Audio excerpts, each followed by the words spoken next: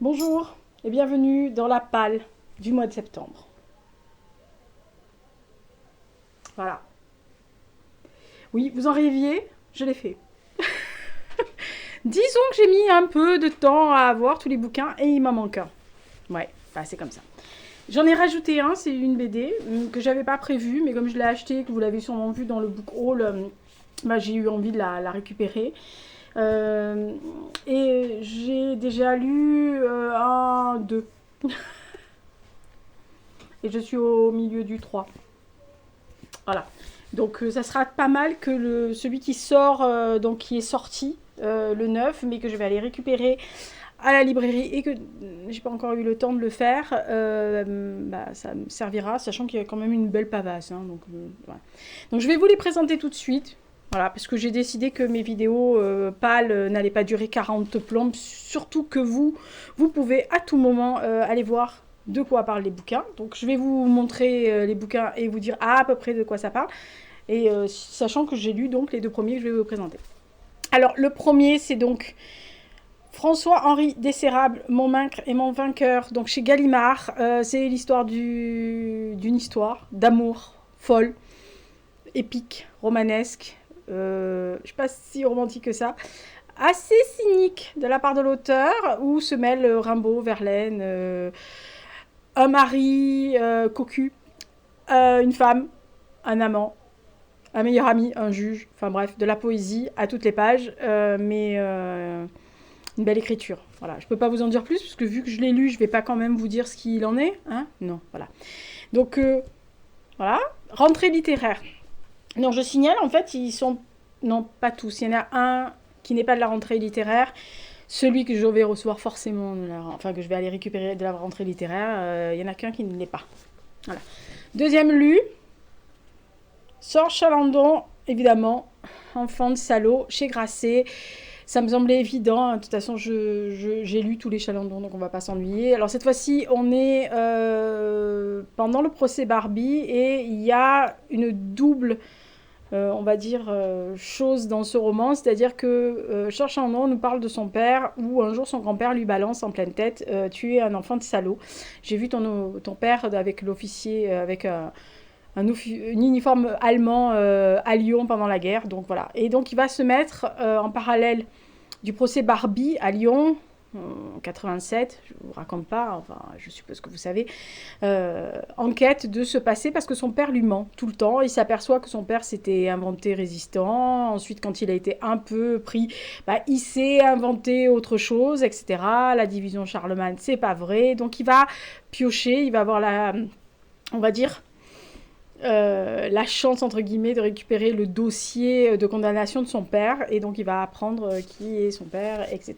Donc Enfant de salaud de Georges Chalandon. Voilà.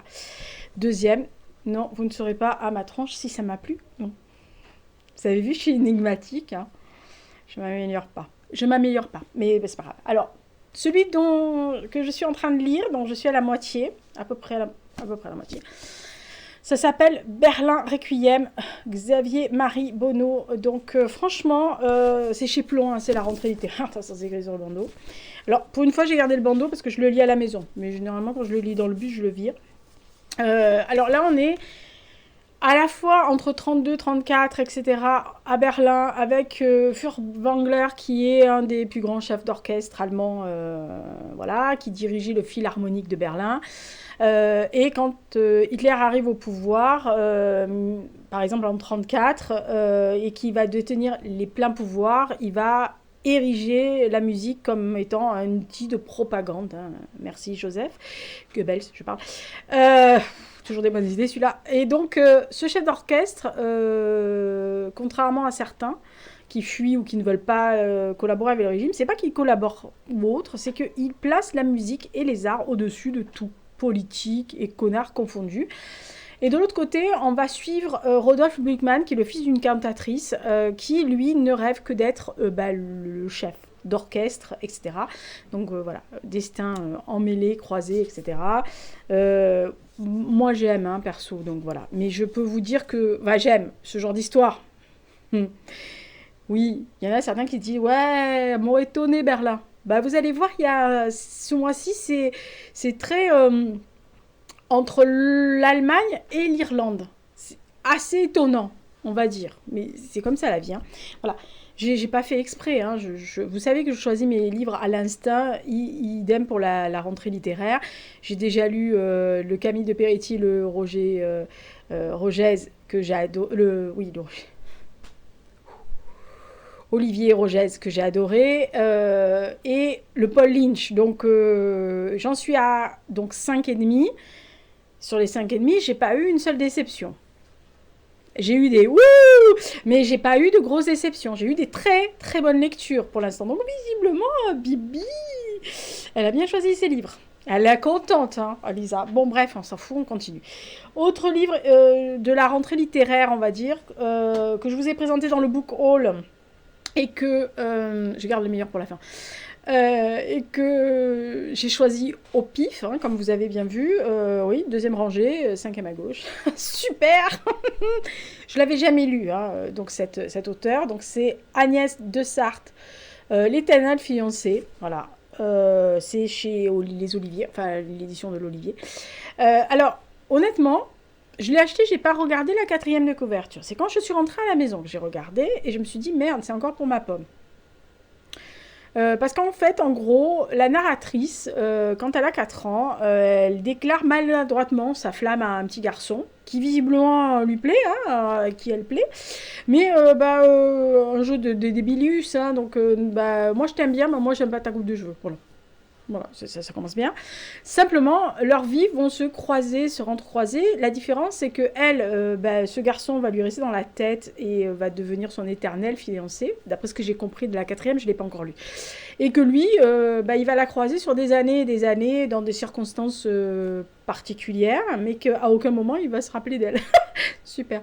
Voilà. Donc, quand j'ai dit ça à une de mes copines, elle a ri. Donc je pense qu'elle va bien se moquer, voilà, je sais. Et ensuite, la BD, je vous avais promis, c'est la fameuse BD que je vous ai montrée, là, le Capitaine Fracasse. Donc c'est les grands classiques de la littérature française qui sont rendus en BD. Théophile Gautier, je rappelle, hein, voilà. J'ai trop envie de le lire, sachant que gentiment, j'ai 2 autres choses qui vont m'arriver. C'est-à-dire que peut-être que certains ne savaient pas, mais c'était mon anniversaire au mois d'août, hein, fin août. Et j'ai reçu quelques cadeaux, enfin des livres, dont un que je ne vous montrerai jamais parce que c'est au-delà du livre. Hein, ce qu'on m'a offert, c'est... voilà. Ils ont réussi, ils seront couronneront, je dirais pas qui.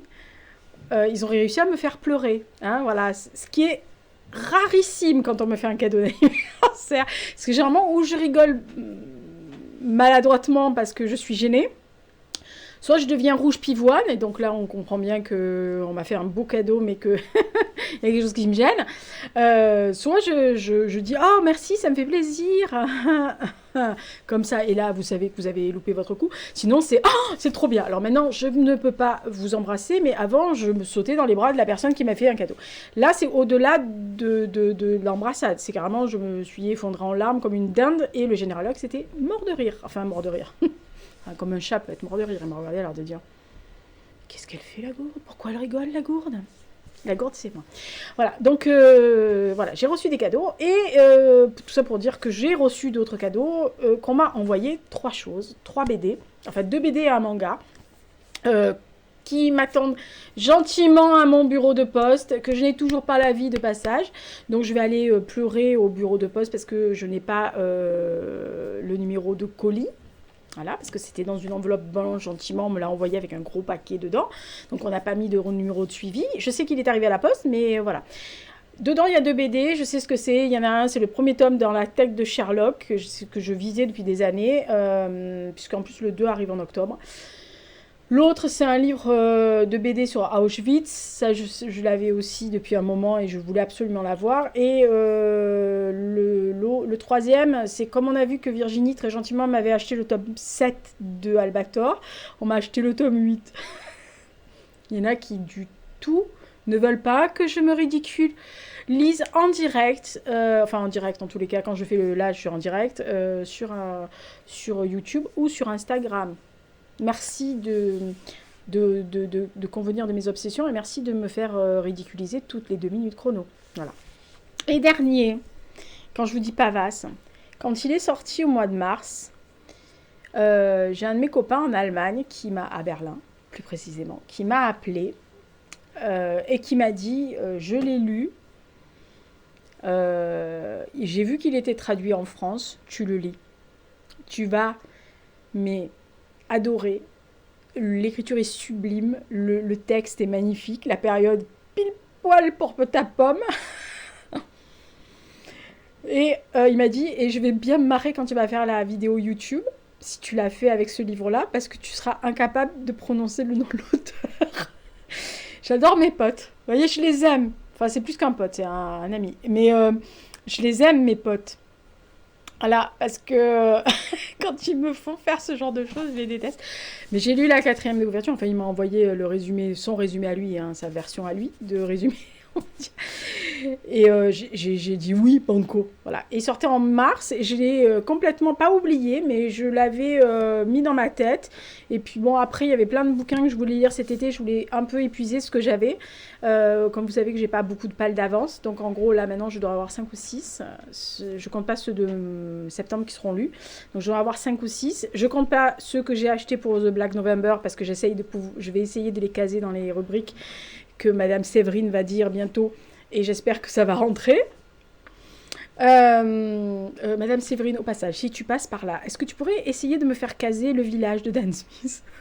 Tu sais, on en avait parlé, tu avais dit, ouais, un mot village de Nord, ou cité, ou ville, ou autre. Comme ça, je le case, hein, parce que j'ai trop envie de le lire. Et donc, voilà, je l'ai pas oublié, mais je l'avais mis, et quand j'ai fait ma petite commande de la rentrée littéraire, j'ai dit à ma libraire, je veux celui-là. Elle m'a dit, ah, mais on l'a pas du tout en rayon. Puis en plus, personne ne nous l'a jamais demandé. J'ai dit Bibi. Bibi, voilà. Donc, ça s'appelle... Alors, putain, je vous préviens, si vous foutez de moi, ça va pas le faire. Hein. Alors, je le mets bien comme ça pour bien le lire. Lilas rouge de Reinhard Kaiser Müller-Kerr. Je pense que c'est absolument pas ça. D'ailleurs, il me l'a dit 2-3 fois dans l'oreille et je suis incapable de le reprononcer comme il l'a fait. Je suis une dinde. Donc, c'est aux éditions Verdier, dans leur collection Doppelganger.